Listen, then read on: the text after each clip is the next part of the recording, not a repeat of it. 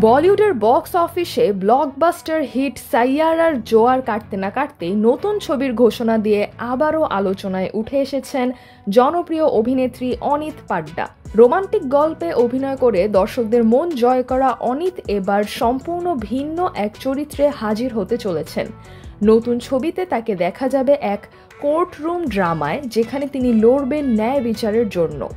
ভারতীয় গণমাধ্যম জানিয়েছে, সাইয়ারা ছবিতে প্রেমিকার চরিত্রের পর এবার অনিত অভিনয় করবেন একজন আইনজীবীর ভূমিকায়। এই ছবির মাধ্যমে তিনি প্রমাণ করতে চান যে তিনি শুধু প্রেমের গল্পের চরিত্রেই সীমাবদ্ধ নন, যে কোনো ধরনের চ্যালেঞ্জিং ভূমিকাতেও সমানভাবে দক্ষ।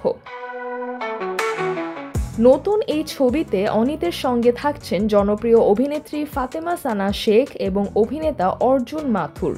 ছবির শুটিং খুব শিগগিরই শুরু হওয়ার কথা রয়েছে।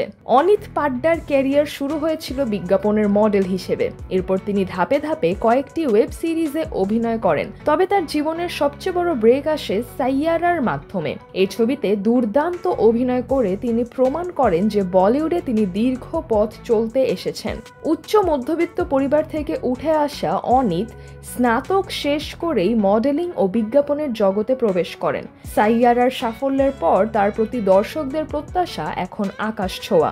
এবার দেখা যাক নতুন ছবির কোর্টরুম ড্রামায় আইনজীবী চরিত্রে অনিত পাড্ডা দর্শকদের মন কাটতে পারেন কিনা।